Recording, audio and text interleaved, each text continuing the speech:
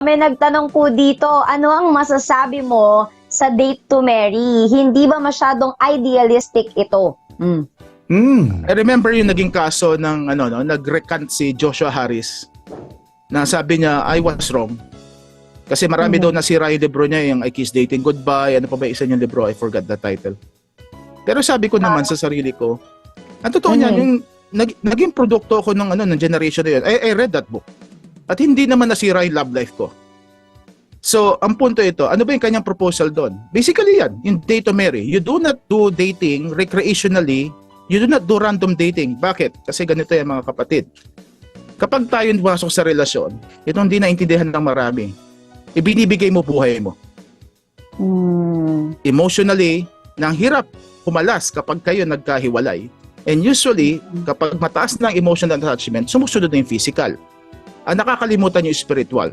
Well, sa ating mga Christians, alam natin yan, mahalaga yung spiritual oneness. Pero sa mga wala pa sa Panginoon, honesty, mahirap nilang gawin yan.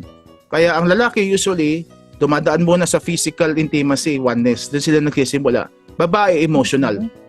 So, ang nangyayari, pag natapos sa relasyon, tapos na.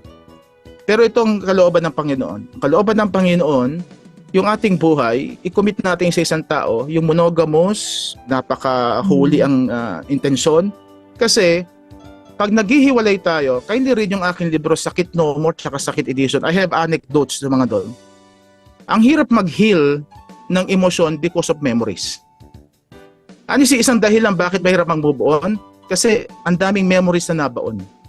And emotional healing involves the healing of memories. So wag tayo mag-ipon ng mga memories sa mga tao na alam natin na walang commitment at hindi papunta doon sa tunay na intensyon ng dating.